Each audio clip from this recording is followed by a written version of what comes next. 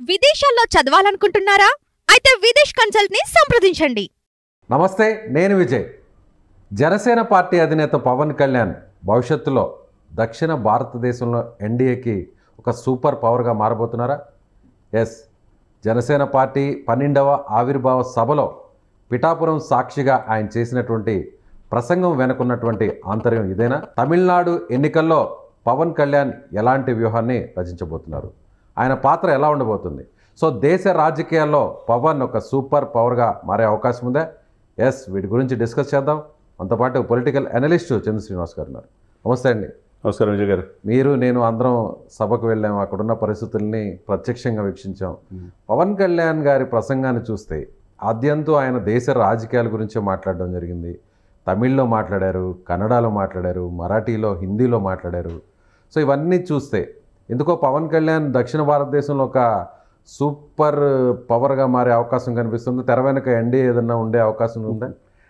మీరు చెప్పిన చివరి మాట ఏదైతే సూపర్ పవర్ అన్నదో అది 100% కరెక్ట్. మనం ఎప్పుడు చాలా ఇంటర్వ్యూలో చెప్పుకుంటూ ఉంటాం, పవన్ చాలా తక్కువ అంచనా వేస్తున్నారు ఈ రాజకీయాల్లో, మాకే అనుభవం ఉంది, మాకే వారసత్వం, మేము తప్పితే ఈ రాజకీయాలు ఎవరు రాణించలేరని చెప్పి చాలామంది ప్రగల్భాలు పలికారు. ఏమైంది ఈరోజు చూస్తుంటే అతను నేషనల్ మీడియా అంతా చూడండి మీరు, ఫ్రంట్ తెలుగు మీడియానే కాకుండా నేషనల్ మీడియా కావచ్చు, హిందీ మీడియా కావచ్చు, ఇంగ్లీష్ మీడియా కావచ్చు, కంప్లీట్గా పవన్ కళ్యాణ్ లైనే తీసుకున్నారంటే ఆయనకి ఎంత సుదీర్ఘమైన ఆలోచనలు, ఎంత జాతీయ భావజాలం. ఈ దేశం నాది.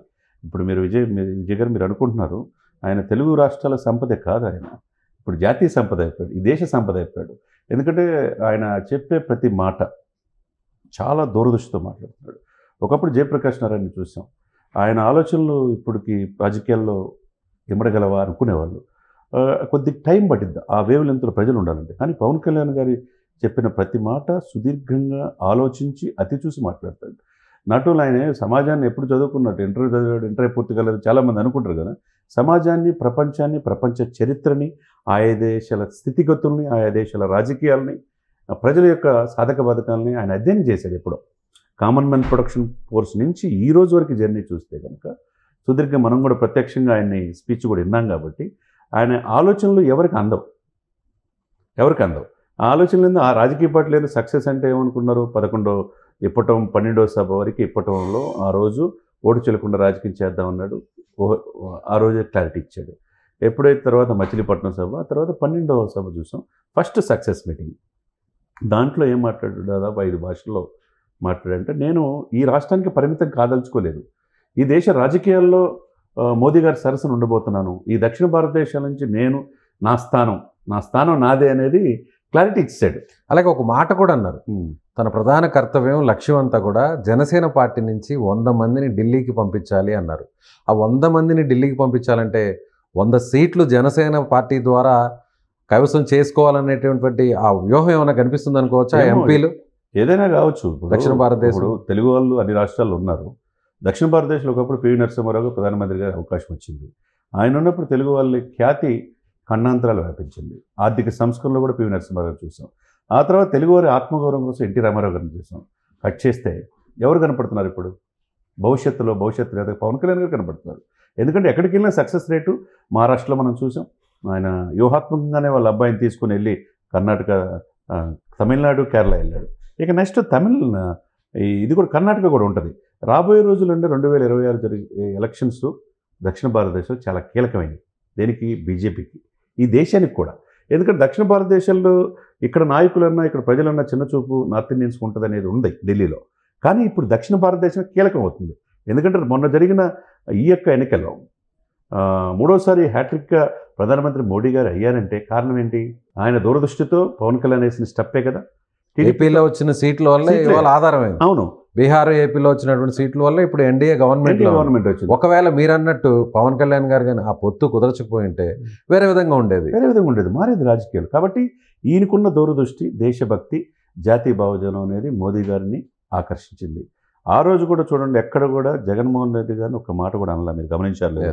మిగతా ఎమ్మెల్యేలు, నాయకులు అన్నారు కానీ, అంటే నా స్థానం, నా ఆలోచన, నా దేశం, ప్రధానమంత్రి గారి సరసన ఉన్నాను అనేది ఇండికేషన్ ఇచ్చారు. అసలు ఎక్కడ జగన్ గురించి పేరెత్తి ప్రస్తావనే లేదు. అవును. అంటే మీసాలు తిప్పారు, తొడలు చరిచారు, ఇప్పుడు అన్నీ కూడా బద్దలు కొట్టుకొని ఈ స్థాయిలో మనం సీట్లు సాధించామన్నారు. అంటే పవన్ కళ్యాణ్కి ఒక కౌంటర్ ఇస్తారనుకున్నాం, కానీ నాగబాబు గారు ఇచ్చారు ఆ కౌంటర్. ఇంకా జగన్మోహన్ రెడ్డి ఆ నిద్రలోనే ఉండాలి, ఇంకొక 20 ఏళ్ల పాటు నిద్రపోవాలి అంటూ ఆయన వ్యంగ్యంగా మాట్లాడారు. సో చూస్తే నా స్థాయి కాదు అనేటువంటి చెప్పకనే చెప్పారనుకోవచ్చు అంశాన్ని. అంటే ఇండికేషన్ అక్కడ ఎంపీలు బాలశౌరి కావచ్చు, బాలినేని గారు కావచ్చు, మాజీ మంత్రి, ఆ పార్టీ నుంచి వచ్చిన వ్యక్తే చెప్పాడు, మీ నాన్న లేకపోతే నువ్వు ఎక్కడ అన్నారు.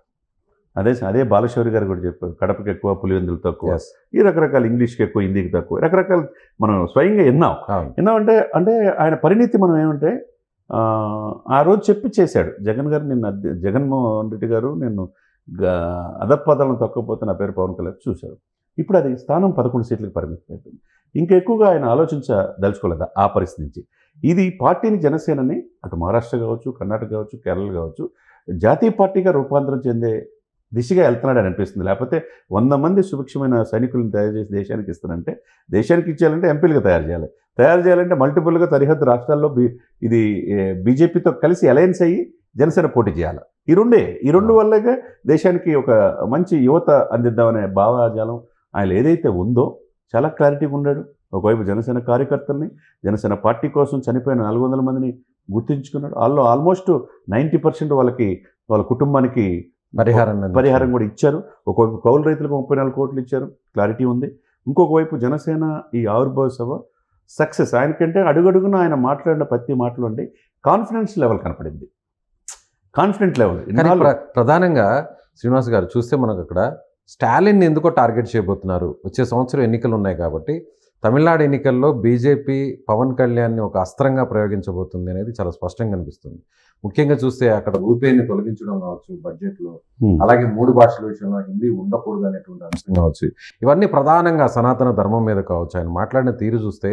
సో తమిళనాడు ఎన్నికల్లో అన్నామలై ఒక అస్త్రం అయితే బీజేపీకి పవన్ కళ్యాణ్ ప్రధాన అస్త్రంగా ఉంటారు అనేది ఖచ్చితంగా చెప్పవచ్చా మనం? డెఫినెట్గా అండి. ఎప్పుడు కూడా ఈ దేశంలో ఉన్నామనే భావనలో ఉండాలి, కానీ తమిళనాడు ఏమి ప్రత్యేక దేశం కాదు కదా. కాకపోతే వాళ్ళ అడవనువులు ఏంటంటే వాడు ద్రావిడియిజం, మేమే గొప్ప అనే భావన వాళ్ళు ఉంటుంది, చిన్న చూపు ఉంటారు మిగతా వాళ్ళది. కానీ అది ఎంతవరకు సమంజసం? జయలలిత ఎలా ఉన్నారు, అంతకుముందు ఎంజీఆర్ గారు కానీ అనేక మంది తమిళనాడు రాష్ట్రాన్ని పరిపాలించారు కదా. తమిళనాడు ప్రజలు ఎలా ఉంటుందంటే ముద్దొస్తే సంకట ఎత్తుకుంటారు, అదేవిధంగా గుడులు కడతారు, గుడులు కూడా పడగొడతారు. ఎప్పుడు ఒకే రకంగా ఉండదు అక్కడ ప్రజలు. ఇప్పుడు పరిస్థితి మీరు చెప్పినట్టు అన్నామలై ఒక తలుపు మొక్కగా బీజేపీకి దొరికాడు. కానీ యువ ఐపీఎస్ ఆఫీసర్ మంచి పేరు ఉంది.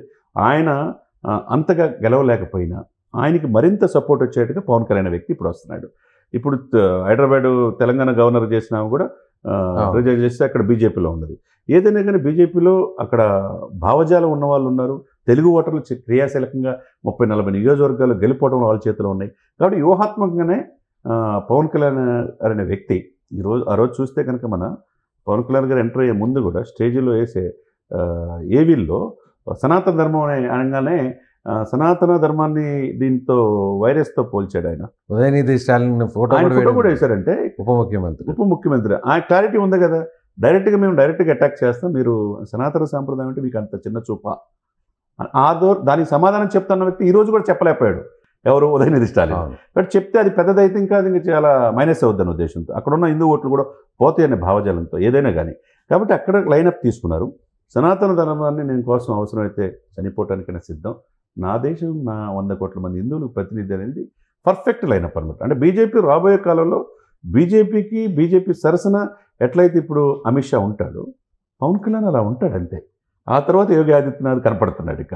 కాబట్టి ఈ తెలుగు వ్యక్తి ఆ విధంగా అతి తక్కువ కాలంలో దశాబ్దంన్నర పైన పోరాడిన జనసేన ఈరోజు ఢిల్లీ స్థాయిలో ఆ జెండా అవసరం ప్రపంచానికి తెలియజేసిందంటే మామూలు విషయం కాదు. అంటే ముఖ్యంగా ఆయన తమిళనాడుతో పాటుగా తెలంగాణ అంశాన్ని కూడా ఆయన మాట్లాడడం జరిగింది, గద్దర్ గురించి మాట్లాడడం జరిగింది. అసలు జనసేన పార్టీ పుట్టిన భూమి జన్మస్థలం తెలంగాణ అన్నారు ఆయన. సో తెలంగాణ ఎన్నికల్లో కూడా ఆయన వచ్చే ఎన్నికల్లో కీలకంగా మారుతున్నారా? సో బీజేపీకి ఇక్కడ పూర్తి స్థాయిలో బలం చేకూర్చే విధంగా వ్యవహరించబోతున్నారా? ముఖ్యంగా గద్దర్ విషయంలో కావచ్చు. అలాగే ఓల్డ్ సిటీలో కొంతమంది నాయకులు అన్నారు. సో ఇక్కడ సంబంధించిన ఓవైసీ బ్రదర్స్ గురించి కూడా మాట్లాడారు. అంటే 15 నిమిషాలు కానీ పోలీసులు కళ్ళు మూసుకుంటే హిందువుల్ని లేకుండా చేస్తామనేటువంటి వ్యాఖ్యలను అక్కడ ఆయన ప్రత్యేకంగా మాట్లాడారు. సో ఇవన్నీ కూడా చూస్తుంటే తెలంగాణ తమిళనాడు మీద పూర్తి స్థాయిలో పవన్ కళ్యాణ్ని బీజేపీ ప్రయోగించబోతుంది అనుకోవచ్చు. డెఫినెట్గా సార్, పూర్తి స్థాయి పట్టు ఉంది, ప్రతి అంశం మీద అవగాహన ఉంది. ఆయన ఏమీ ఫేక్గా మాట్లాడుతలా, ఏదో ఊరకనే మాట్లాడుతలా. కొంతమంది ఆయన స్పీచ్ పట్ల రకరకాలుగా విశ్లేషణ చేసుకుంటా, వాళ్ళకి తగ్గట్టుగా ఇది చేసుకుంటా మాట్లాడుతున్నారు తప్పితే క్లారిటీ ఉంది. టీడీపీతో కలిసి వెళ్తున్నా, టీడీపీతో ఏ విధంగా పొజిషన్లో వచ్చాను అనేది క్లారిటీ ఉంది. సమకాలీన రాజకీయ పరిస్థితులపై సరిహద్దు రాష్ట్రాల మీద అవగాహన ఉన్నది. లేకపోతే ఎక్కడ కుంకి ఏనుగుల కోసం 120 కోట్ల రూపాయలు ఎర్రచందనం కోసం కర్ణాటక స్టేట్ కాంగ్రెస్ ప్రభుత్వం ఉందిగా, ఎలా వెళ్ళాడు? సీఎం కలిశాడు. అంటే దేశం పట్ల పూర్తి అవగాహన ఉన్న వ్యక్తి. ఆయన ఏం అమాయకుడేం కాదు పవన్ కళ్యాణ్. నేటి రాజకీయాలకి పవన్ కళ్యాణ్, నేను ఎప్పుడు చెప్తూ ఉంటాను, పవన్ కళ్యాణ్ లేని రాజకీయాలు ఊహించుకోవడం కష్టం అని. ఇప్పుడు అది రాష్ట్ర సరిహద్దులు దాటి దేశవ్యాప్తంగా వెళ్ళిపోయింది. లేకపోతే మీరన్నట్టు తెలంగాణ రాష్ట్రం ఆ రోజు బీజేపీ వాళ్ళ పెద్దలు అమిత్ షా గారు, మోదీ గారి పిలుపు మేరకు 40 స్థానాలు కార్పొరేట్లు పోటీ చేసే పరిస్థితులు కూడా జనసేన విత్డ్రా చేసుకున్నాం. ఎవరి కోసం? బీజేపీ కోసం. అప్పుడు సంజయ్ గారు అధ్యక్షుడు. మీరు ఊహించారా? 48 స్థానాలు కార్పొరేట్లు గెలిచారు ఫస్ట్ టైం. అది జనసేన సపోర్ట్ చేపట్టే కదా. తెలంగాణలో, ఆంధ్రప్రదేశ్లో ఎంత ఉందో hard core fans, university leader కాడి నుంచి ట్రైబల్స్, ముఖ్యంగా ఆదిలాబాద్ ఆ బెల్ట్ చూసుకుంటే ఉత్తర తెలంగాణలో విశేషమైన అభిమానులు, మెగా అభిమానులు, చిరంజీవి గారి అభిమానులు కావచ్చు, పవన్ కళ్యాణ్ అభిమానులు తెలంగాణ రాష్ట్రంలో కూడా ఉన్నారు. ఎందుకంటే పుట్టిన కర్మభూమి, నాకు జన్మనిచ్చింది ఆ రోజు కొండగొట్టు ఆంజనేయ స్వామి, లేకపోతే నీ కరెంట్ తాగు చచ్చిపోయేవాడిని, ఇప్పుడు నేను కనపడేవాడిని కాదన్నాడు. అక్కడ అంశం తెలంగాణ ఉద్యమాన్ని, తెలంగాణ స్ఫూర్తిని, ఆ మాట్లాడిన తీరు. తర్వాత ఇంకొకటి అయితే ముఖ్యమైన ఏంటంటే తెలంగాణ సంస్కృతి గౌరవించాడు. తెలంగాణ వాళ్ళు కూడా చాలా హక్కుని చేర్చుకున్నారు. గద్దర్ గురించి గద్దర్ గారు భయపడే మాటలు, ఇక్కడున్న నాయకత్వం కూడా గద్దర్ గురించి మాట్లాడిన పరిస్థితిలో గద్దర్ని చూసి నేను నేర్చుకున్నాడు అన్నారు. కాబట్టి అదొక రకంగా ఏంటి, అక్కడ SC, ST, SC vote bank మీద కాన్సన్ట్రేషన్ చేశాడు. అదేవిధంగా తెలంగాణ సంస్కృతి సాంప్రదాయాలు గౌరవించాడు. కాబట్టి రేపు బీజేపీతో కలిసి తెలంగాణలో వెళ్తున్నాను అనేది స్పష్టమైన సంకేతాలు ఈ సభగా ఇచ్చినట్టుగా మనకు కనబడుతుంది. Right sir, thank you. So ఇది పొలిటికల్ అనలిస్ట్ చందు శ్రీనివాస్ గారు చెప్తున్నట్టుగా పక్కా వ్యూహంతో, భవిష్యత్తు ప్రణాళికతో ఖచ్చితంగా పవన్ కళ్యాణ్ ముందుకు వెళ్తున్నారు. ఇప్పటికే తెలుగు రాష్ట్రాలతో పాటుగా సౌత్ ఇండియాలో ఉన్నటువంటి ప్రధాన రాష్ట్రాల మీద ఆయన ఫోకస్ పెట్టబోతున్నారు. బీజేపీ ఆయన్ని ఒక ప్రధాన అస్త్రంగా వచ్చే తమిళనాడు, తెలంగాణ ఎన్నికల్లో కూడా ప్రయోగించబోతున్నారని చందు శ్రీనివాస్ గారు చెప్తున్నారు. సో మీరేమనుకుంటున్నారు? పవన్ కళ్యాణ్ వ్యూహంపై మీ అభిప్రాయం ఏంటి? కామెంట్ బాక్స్లో కామెంట్ చేయండి. Thank you so much. Suman టీవీలో మీ పర్సనల్ అండ్ బిజినెస్ ప్రమోషన్స్ కోసం కింది నెంబర్కి కాంటాక్ట్ చేయండి.